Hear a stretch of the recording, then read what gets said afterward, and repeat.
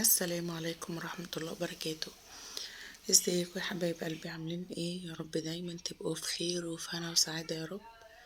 طبعا ما تنسيش لو اول مرة بتشوفيني ما تنسيش الاشتراك في القناة وتفعيل الجرس عشان يوصلك كل جديد. طبعا اللايك الحلو. وربنا يخليكم ليا يا رب، وبحبكم كتير. وتفضلوا تدعموني دايما. النهاردة فيديو خفيف كده وبسيط، واتمنى تجربوه ويعجبكم. النهاردة بقى يا حبايبي، قاعدين بالليل كده عايزين نعمل حاجة كده تاكليها مع كوباية الشاي كده خفيفة وللفطار. وكمان يعني لأول مرة باتنين بيضة بس.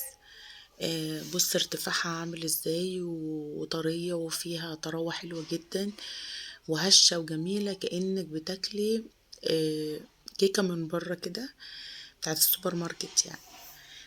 ولونها فاتح وجميل. طبعا سكر عادي، يعني مش سكر فاتح ولا حاجة، وزيت عادي. طالعة جميلة جدا لو مشيتوا على الوصفة يعني بالظبط، والمقادير هتطلع معاكم زي ما انتوا شايفين ان شاء الله، واحسن كمان. هنجيب الخلاط بتاعنا، هنحط فيه كوباية ونص سكر. دي صينية كبيرة. هنحط حطينا بقى كوباية وادي النص، يبقى كوباية ونص سكر واتنين بيضة. سهلة وبسيطة، وتقدري تقومي تعمليها دلوقتي وهتطلع معاكي ناجحة وحلوة جدا. طبعا اللي بيعملها وبتفشل منه كتير، لا بعد الفيديو ده مش هتفشل خالص. وحطيت هنا معلقة خل بيديها طراوة كده وبيفتح لونها. ودي فانيليا سايلة. حطيت منها شوية برضو، يعني نقطتين كده لان بيبقى ريحتها قوية يعني، فحط نقطتين. وهحط نص كوباية لبن ونص كوباية مية، وهحط تلات ارباع كوباية زيت، يعني كوباية الا ربع زيت بس. وهغطيهم بقى وهضربهم حلو قوي. لما بصي لونهم يفتح، كل ما تضربي فيهم في الخلاط لونهم هيفتحها اكتر، وهيعمل كده على الوش فوم كده ورغاوي كتير، تعرفي ان دخلها هوا كتير يعني. يبقى كده تمام، يعني الضرب ما يقلش عن 10 دقايق. طبعا تضربي شوية وتفصلي. هنجيب بقى الطبق، هنحط فيه 3 كوبايات دقيق. ادي التانية وادي التالتة، هنحط 3. مكوناتها سهلة وهتطلع معاكي ناجحة وحلوة جدا.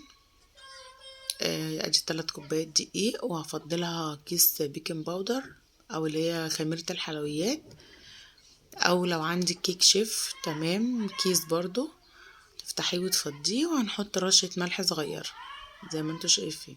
دي بتظبط طبعا اي عجينة، دي سنة لازم نحطها في اي معجنات. هنقلب بقى الكلام ده كله كويس لما كله يتجانس مع بعض. وانا بضرب بالخليط بتاع الخلاط معايا، بضرب شوية وافصل شوية وافصل على ما احضر الصينية بتاعتي. هجيب صينية كبيرة وهعملها مسحة مسحة زيت، وفي الجوانب وكله زي ما انتوا شايفين كده داير ما يدور يعني. وهنعفرها بشوية دقيق عشان ما تلزقش معايا. بس هنعملها برضو داير ما يدور الدقيق كده عشان يوصل لكل الجوانب كده زي طبعا ما انتوا شايفين قدامكم. بس وهفضل اضرب بقى في الخليط، وبعدين هصبه على الدقيق. بصوا الاول هوريكم شكله ازاي. بصوا الرغاوي بقى اللي عاملها على الوش الفوم العالي ده. بصوا لونه كمان فاتح ازاي، هو ده اللون المطلوب. هقلب بقى ده كله كويس. طبعا تقليب في اتجاه واحد، وده مهم جدا جدا جدا. حطيت بقى شوية مية في الخلاط كده بق صغير، انزله بس يعني انعم بيه العجينة كده واخفها شوية. طبعا المضرب ده كان مضايقني، شلته وجبت المضرب الصغير، اسعفني اكتر الصراحة. بس وفضلت اقلب بقى كده لما بصوا القوام بتاعها بقى ناعم وحلو ازاي. وطبعا ولا خفيف ولا تقيل يعني. بصي مجرد ما اطلعه كده بالمضرب يعلم ويختفي في نفس الوقت، يعني مش يبقى معلم وتقيل، لا يعلم في الطبق وبعدين العلامة دي تختفي. صبيتها في الصينية.